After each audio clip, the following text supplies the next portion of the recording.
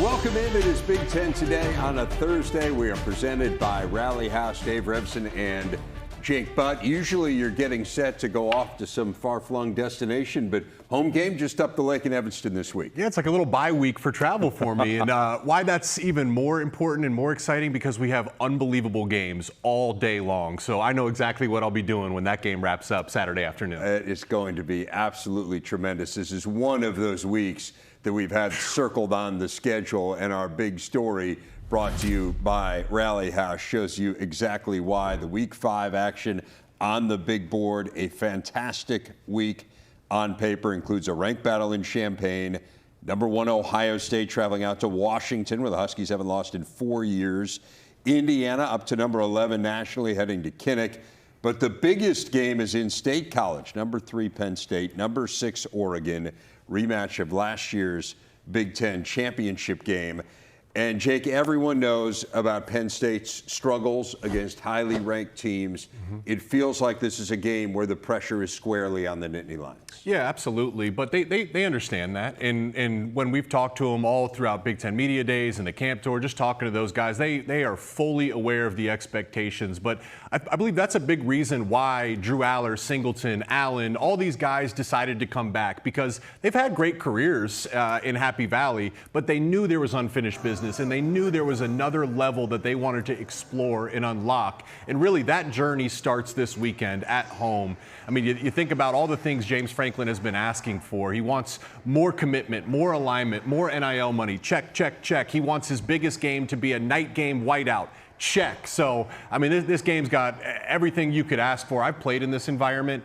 It is deafening. You get a headache even during warm-ups. From me to you, even if I was screaming at you, Dave, you wouldn't be able to make out what I'm saying. So that's going to be a big challenge for Oregon, and I believe Penn State's going to feed off it, particularly on the offensive side of the ball. They've been a little sleepy to start the season. They will not be sleepy with 100,000-plus Penn State fans. Well, so what do you think that is a function of? Why has Penn State not played quite as well offensively as we might have expected them to?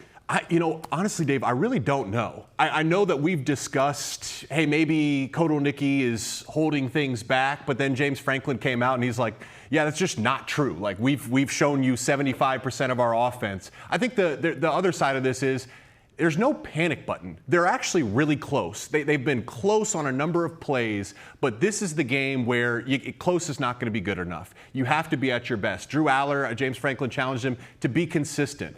He's going to have to throw into tight windows. He's going to have to, Kyron Hudson's going to have to make plays. Pena's going to have to break tackles. Luke Reynolds, as a sophomore, is going to have to play his best game of his career. That's what this game is about. The good thing is I felt Drew Aller and Penn State played their best offensive game against the Oregon Duck defense in the Big Ten championship. So they have the potential, but it's going to be a chess match there. And, I'm really looking forward to seeing it. I do really believe that this game will be won and lost in the trenches for both sides of the football. Okay, so let's go to the trenches. What do you see on the line of scrimmage? Okay, so Oregon, let's start with Oregon football. And I believe Will Stein will win the Broyles Award. If not, he'll be a finalist. He has been phenomenal. The Ducks have 8 different players with at least 2 touchdowns. They are spreading the ball everywhere. Dante Moore, everything looks easy and effortless. He's so gifted and so talented. But the foundation of all of this has been the offensive line. Dante Moore has not been pressured. He's rarely been sacked. They're rotating 5 or 6 running backs, and it all looks easy. They're just gashing every single team that they've played. But they have not seen anywhere near the defensive front and defensive line like what they're going to face this weekend from Penn State. Penn State's defensive line has the 7th highest graded pass rush grade per PFF in all of college football. And then you factor in the road environment. So the tackles Isaiah World and Alex Harkey for Oregon, just they will not be able to hear the snap count. They cannot look inside at the football. They're going to have to be looking outside. They're guessing and anticipating the snap count while going backwards in a deafening environment. And you're playing Denai Dennis Sutton, who may end up being the Defensive Player of the Year in the Big Ten. You're playing Zane Durant. You're playing Chaz Coleman, this real unorthodox freshman that has no idea how good and dangerous he is. This is going to be a completely different test for Dante Moore. Can he make throws with players in his laps? Can they run the ball with Penn State pursuing downhill? And another small little element in this game, I said it about Penn State with Drew Aller. Can you beat one-on-one coverage, these 50-50 balls? Dante Moore throws the prettiest back shoulder that I've seen of anyone in college football. He had like 5 of those completions against Oregon State. Jim Knowles and Penn State, they're not afraid to play press man in one-on-one coverage. Dante Moore is going to give his receivers chances, DeCorian Moore and Malik Benson and Kenyon Sadiq. Who wins those 50-50 balls? Like, whoever can tilt that odds into 60-40 for the 60 minutes of this game likely wins. Sounds like they expect to have Justice Lowe back for this game, too. Yeah. So just another They're big deep. weapon. And they are. And I think we looked at Penn State coming into this year and the additions that they had made at wide receiver, and it felt like it was going to be a different story for them. They've certainly been better at receiver. They've thrown to receivers more. But how much of this game is a referendum on their wide receiver group, how much they've improved, and the confidence that Drew Aller will have in throwing exactly those kinds of balls you're talking about? It's important, but it genuinely, this is one of those games, it takes everybody. It takes all 11 on the field. It takes the next 11 waiting for their opportunity. It does take everybody. But I do think kind of what you're alluding to here, Dave, is when you have wide receiver talent, it doesn't just unlock things in the passing game. Trevor Pena on some of these wide receiver sweeps and screens, he said it's something he did in high school, hadn't done it as much in college, but now that's another element and a key piece of Kotelnicki's offense. And really, I'm fascinated of the Penn State wide receivers and Drew Aller's passing game. There is youth in the Oregon secondary. There's a lot of youth. Now, they haven't looked young. Brandon Finney Jr. is a freshman that's playing like a senior. Obadegu is another guy that's a redshirt freshman. He's playing beyond his age, but he has not seen a test like what they're seeing this weekend, especially on the road. So who wins these one-on-one matchups? It's going to be about the players ultimately. They are fourth in the nation in pass efficiency defense. The area where they have struggled relatively on defense, Oregon, is against the run, 40th in the nation in run defense. We saw Northwestern run the ball fairly well against them a couple weeks ago in Evanston. I think one of the curious things about Penn State to me is why they haven't broken more long runs. I mean, they have 2 runs of 20 yards or longer, and you've got Nick Singleton and Katron Allen. They had 23 such runs last year. Any explanation for what's going on, why they haven't been more explosive in the run game? It is shocking. I do believe they're close, though. Like, again, I believe they're close. And they have the running backs. Allen and Singleton are absolutely 2 of the best backs in college football. But when you're considered the best back, if a play is blocked for 7 yards, the best backs need to get 15 yards, right? Or 20 yards, or make someone miss and break a tackle. And right now, when the offensive line has done a good job up front creating lanes for those 2 backs, they're just not consistently making that guy miss and turning a well-blocked play into an explosive run. So it's little things like that, and Oregon doesn't miss a ton of tackles, so something's got to give in this game. I also think Dylan Thieneman is going to be a big piece of this, because what we've seen when you talk about Oregon struggles from a run defense standpoint, what I've seen these past few weeks is they've taken Dylan Thieneman and almost started to use him like the Caleb Downs type role, which they're putting him 8 yards past the line of scrimmage, so the offense doesn't account for him in the run game. So he's an unblocked defender that is a quick trigger to help the run defense. There's going to be the battle. It's going to be Katron Allen and Nicholas Singleton one-on-one in the hole, about 5-6 yards down the field against Dylan Thieneman. Doesn't miss many tackles, but Singleton and Allen are capable of breaking one.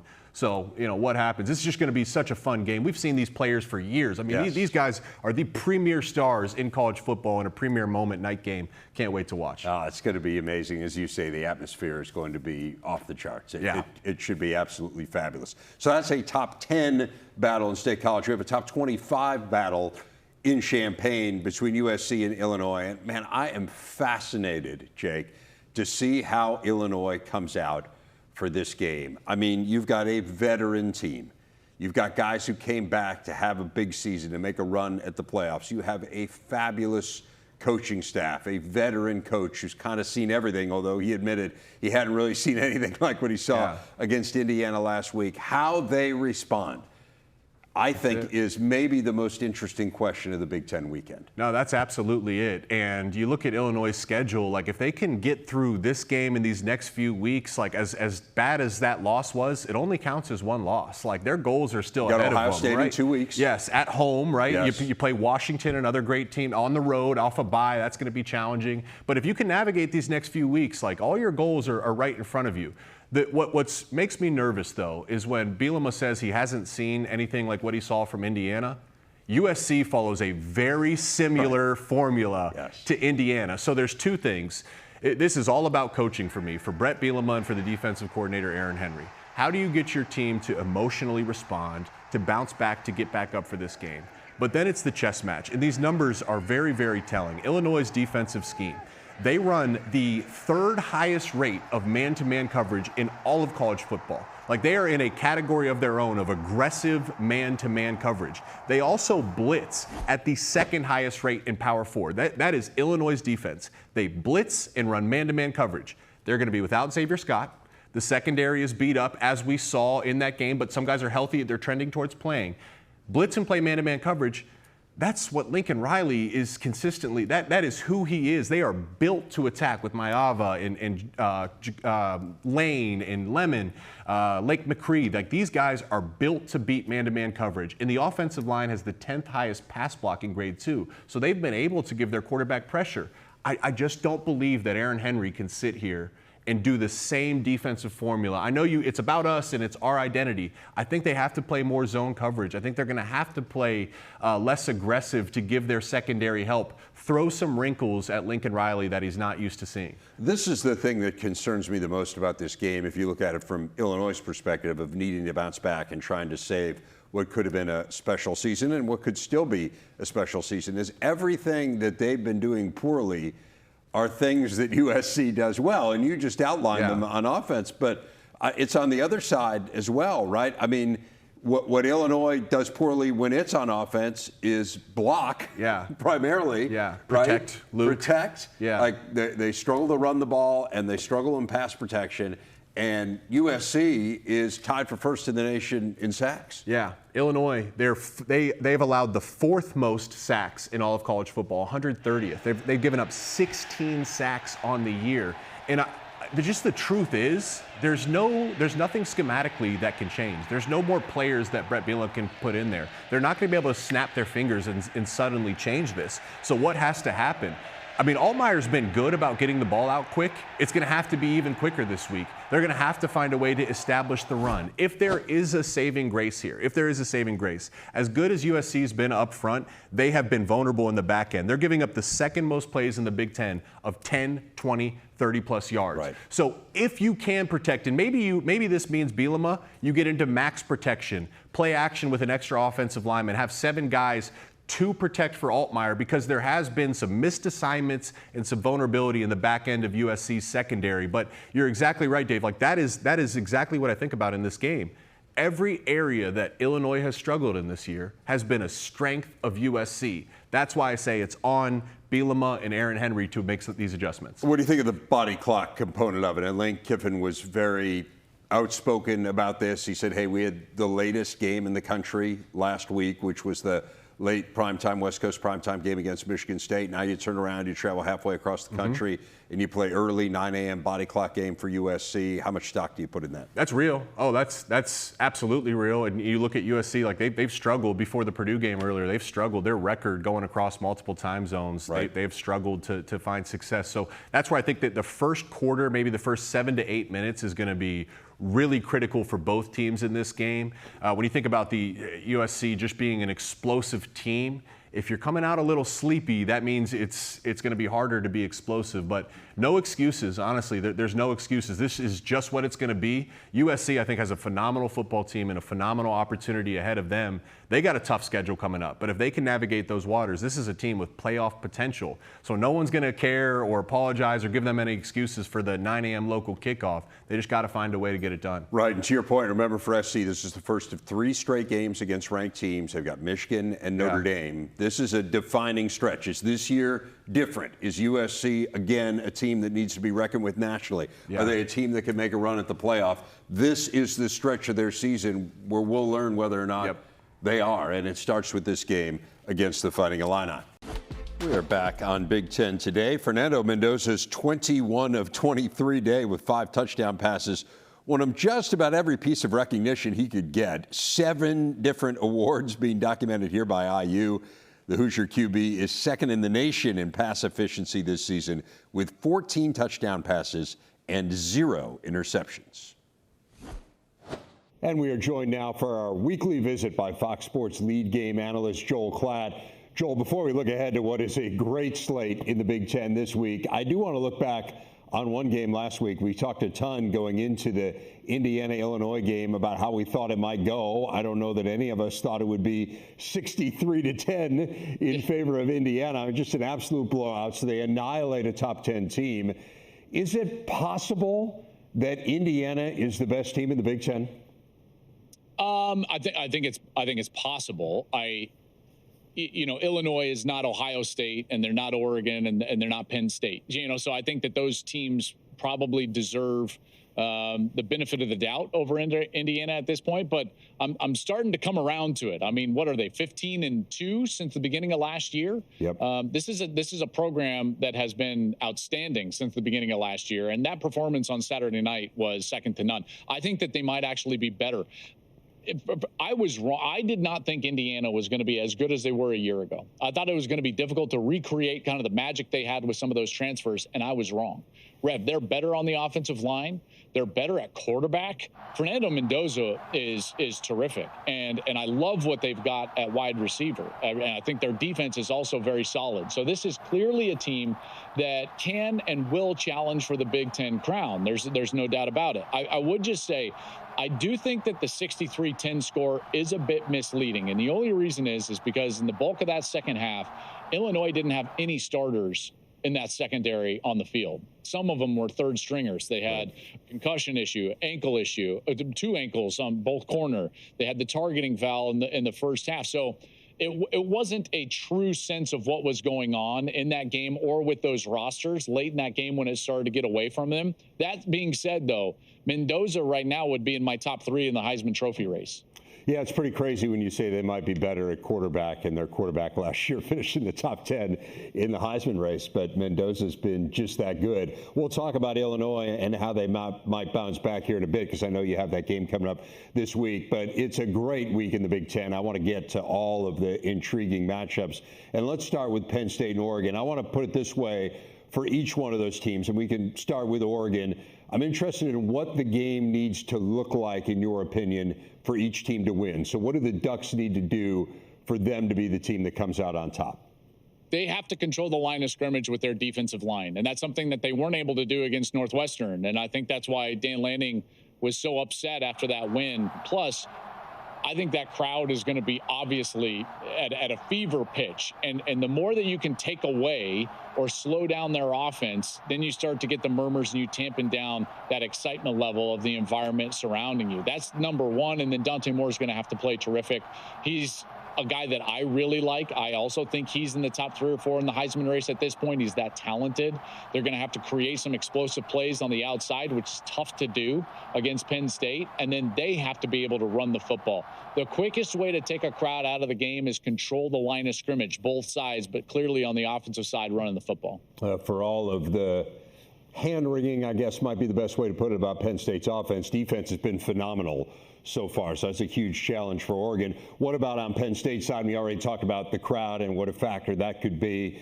An amped-up crowd is going to be part of the equation. What's the rest of it for Penn State to win it? Well, I mean, stop me if we've heard this before, but they've got to throw the ball better. You know, I mean, it's a fact. And I thought at some point early in this season, we were going to see glimpses of a passing game that was taking a step forward. And we really haven't, Rev. And so my question is like, well, what's different about this version of Penn State than all the versions before that have lost 14 straight top 10 games in the regular season, dating back to 2016? Because you don't win matchup games unless you have depth on offense. And when I mean depth of threat. You can run it, you can throw it. So unless they can throw the football, listen, they're not going to go out there and beat Oregon without any production from the passing game and Drew Aller. They will not. Oregon is too dynamic offensively. And so they've got to figure that out. Drew Aller is going to have to play better, and they're going to have to do something that largely this program has been unable to do since 2016. Like I just said, 0-14 since that year in the regular season against top 10 opponents. We have not seen them rise to the level and level up. And that onus is going to be on their quarterback. Some concerning stuff early on for that offense. To your point, they're less than 60% touchdown percentage in the red zone. They're among the bottom 4 in the Big Ten in third down conversion percentage. So some stuff to be concerned about early on. Obviously, haven't played a great schedule. We'll see whether they were maybe holding some stuff back here for the Ducks. I want to talk about a couple other games. Ohio State, #1 team in the nation, and I know they're #1 in your rankings as well. They go to Washington, and we were talking about the Huskies last week and how, hey, maybe more people should be talking about them. It's pretty amazing what they're doing on offense, Joel. I mean, they have scored, other than one kneel down, they have scored on 17 straight offensive possessions, which is the longest streak in college football in the last decade. And now you got #1 coming in at a place where you've won 22 games in a row for the Huskies. How viable is an upset, and what would it look like for Washington? Well, Washington is the most underrated team in America. The AP poll continues to show itself for the trash that it is by not giving Washington 1 vote. That's egregiously bad. Tell me you don't cover the whole sport without telling me you don't cover the whole sport. I mean, Washington is a terrific team. Back in the offseason, they were my dark horse to go to the CFP out of this conference on my show. I like Damon Williams a lot. He is electric. He is a threat with his legs. That is a scary proposition for any defense, but certainly a defense that's got to come and play in that environment. But it's not just the quarterback and his ability to run around. Jonah Coleman is excellent at running back. Boston is excellent on the outside. So, again, they have depth of threat on the offensive side. Now, if you're going to build a defense that can combat that, you would build a defense that has great speed and athleticism at the second and third level, which Ohio State has, with Sonny Styles at linebacker, Arvell Reese at linebacker, and Caleb Downs at safety. So I would imagine that those guys are going to be spying Williams at times and trying to slow him down as he tries to get outside of the pocket and create. The game plan for Ohio State, I think, is pretty clear, and I think it's going to be pretty conservative. They need to go in there and control the game at the line of scrimmage, run the football well, and not put Julian Sayin in situations that are uncomfortable. Because remember, this is going to be his first road start. And that's not a road environment that is going to be welcoming, to say the least. As you mentioned, second longest home winning streak in college football there for Washington. They haven't lost since 2021. So I think it could be a conservative game plan for Ohio State on the offensive side, and the pressure will be on their defense to try to hem in Damon Williams and that really potent Washington offensive attack. And again, Washington is without a doubt, most underrated team in the country. Honestly, I think USC is somewhat underrated, too. You're going to have them I agree. this week against Illinois. I mean, they're at the fringes of the top 25. They're in it, but just barely. And this is a team that's humming, I mean, by some measures, the best offense in the country to this point. They get an Illinois team that, as you already documented, is pretty banged up on defense. Let's talk about the Trojans first. As you dissect this team and watch the film getting ready for the game, what stands out to you offensively about what they're doing and how they're tearing things up? They're so much better up front, and they're so much more balanced than they've been in recent years. And that was really the blueprint for Lincoln Riley when he was at Oklahoma. During his tenure at Oklahoma, they were actually the #1 team in the country as far as yards per rush, not pass rush. You know, and that's what I don't think people understood is the brilliance of what he did at OU wasn't just the quarterbacks and their numbers in the passing game, but it was the balance that they used on offense. And now he's got that this year at USC. I think Maava is playing as well as anybody in the country. And you're right, they're underrated. Let's just put it to you this way.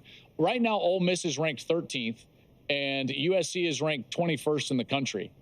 There's no way in the world that I think Ole Miss is better than USC at this point. Ole Miss barely beat Kentucky and Arkansas. Arkansas just lost to Memphis. And yet we don't pay attention to that. So again, the perception of the sport tends to be very Southern, and teams like USC and Washington right now are being overlooked on the West Coast, and they shouldn't. Well, it's also based on preseason expectations, and I think there's an argument to be made that we shouldn't have preseason polls, even though they're fun and give us things to talk about, but it does color where teams are able to move throughout the course of the year. I want to ask you about the flip side of that game in Illinois, and we kind of touched on them off the top, and we'll finish with them here. We already talked about the defensive struggles, and you've outlined there what a challenge it is because USC would give anyone challenges offensively, and now you got a banged up team.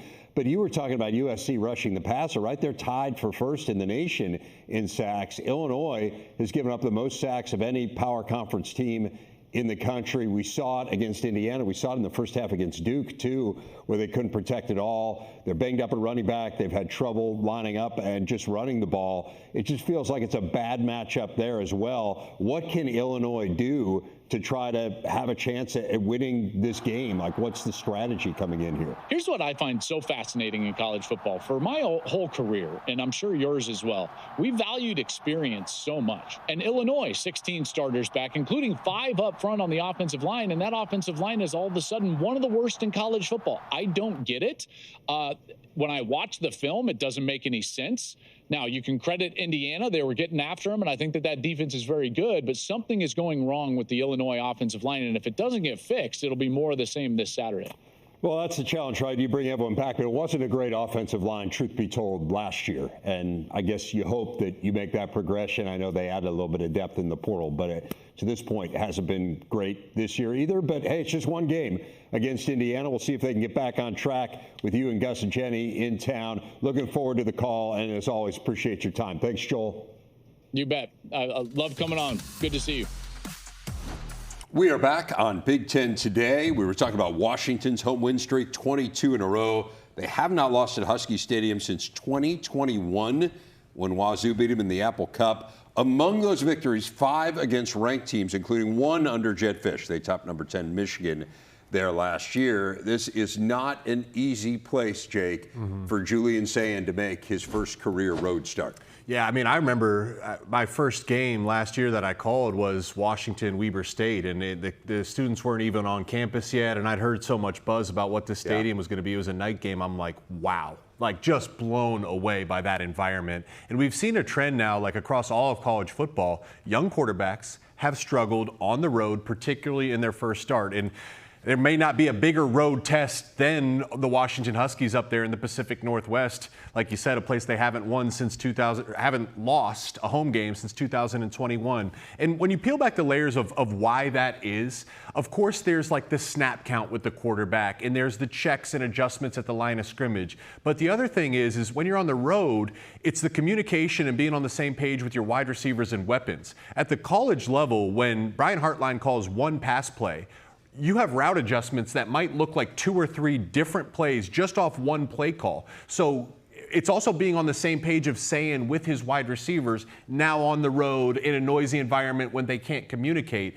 So that's another element of this, but it's going to be a big time test for the Ohio State Buckeyes. Washington's defense has looked shaky this year. I wonder, can they get a stop, or will Sayin stop himself and the Buckeye offense stop themselves just because of the road test? Wazoo certainly moved the ball through the air against Washington. What they did was force turnovers. The Huskies did 3 of them. But, yeah, I mean, it's challenging. If Washington State throws the ball well on you, one would presume that Ohio State, with its amazing weapons at wide receiver, will do the same. What about the flip side, though? I mean, Washington is so talented offensively. Damon Williams is having an incredible year. Jonah Coleman is leading the nation in touchdowns, even though he has played 1 fewer game than a lot of players in the country have. He's still the national leader. Denzel Boston's phenomenal. We know how good Ohio State's defense has been, but this is a real legitimate challenge. 100%. Jedd Fisch is a play caller, too. I mean, I think this is a much bigger test now with the context than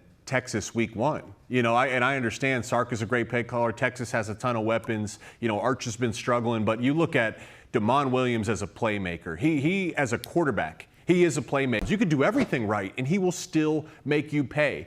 If there was an antidote to a mobile quarterback, it's Arvell Reese, it's Caleb Downs, it's all those, that speed that Ohio State has, and it's Matt Patricia, one of the bright minds in all of college football. So the chess match of Patricia v. Jedd Fisch and Patricia and the Buckeye key defenders versus Damon Williams' legs, that to me will ultimately decide this game. Washington will need to score a ton of points to win it.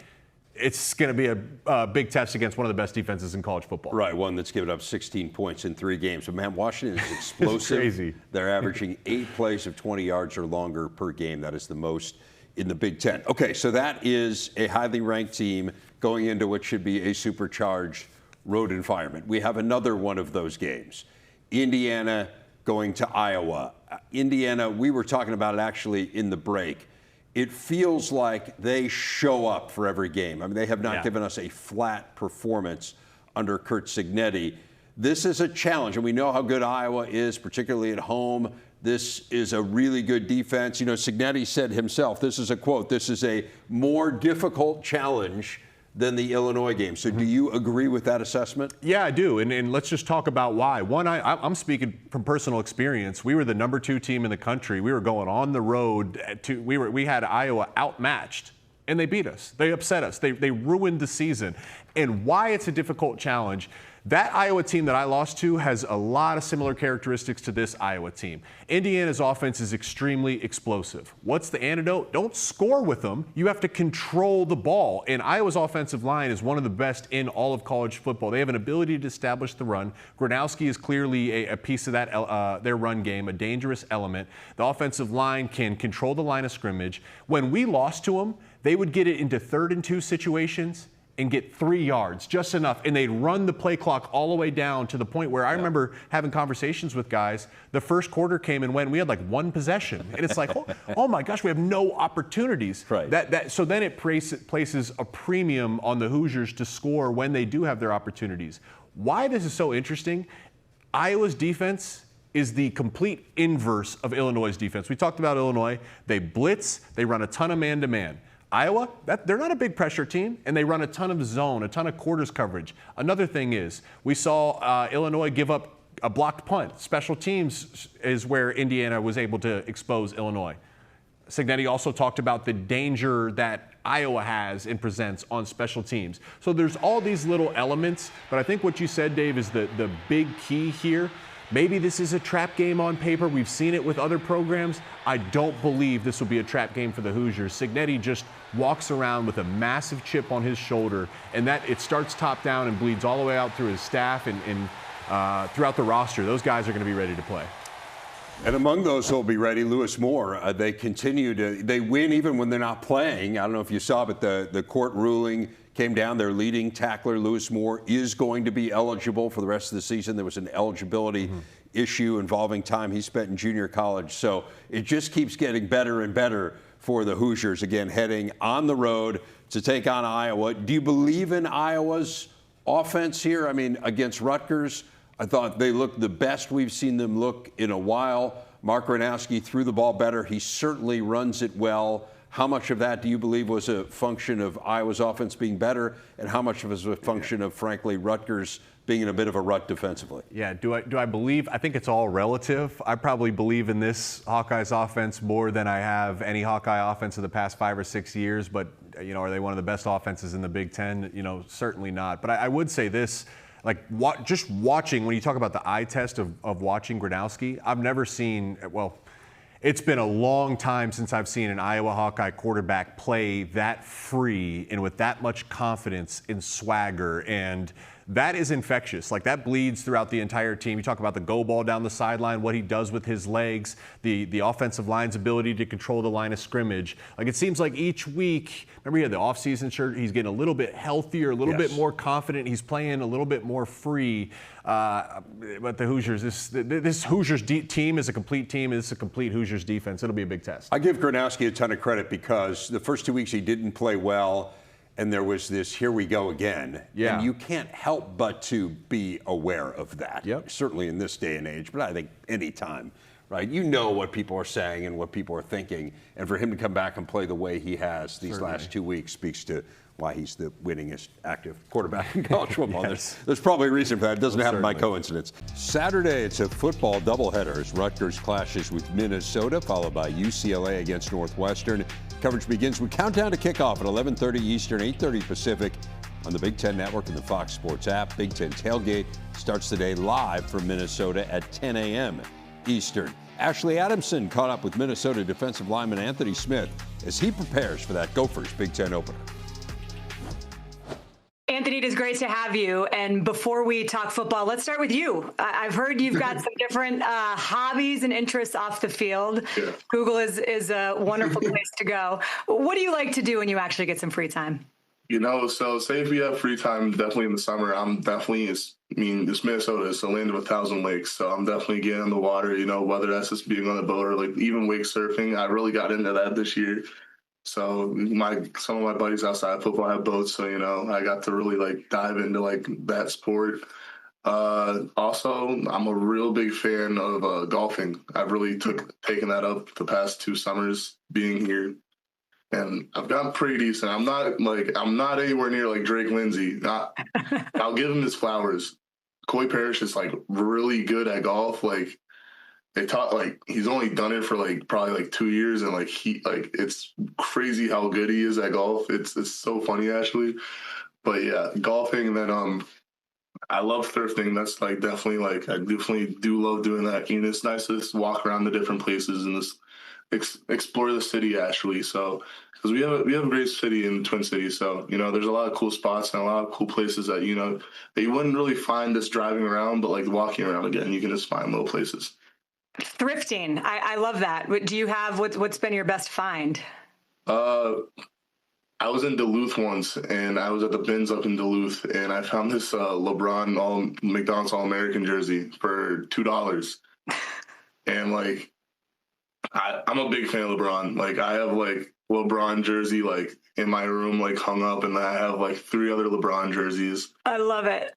Before we get into football, just one last thing. It was really interesting. Before you sat down, you said that you had just gotten back from a field trip for one of your classes. So yeah. Tell us what that's about and what you're studying.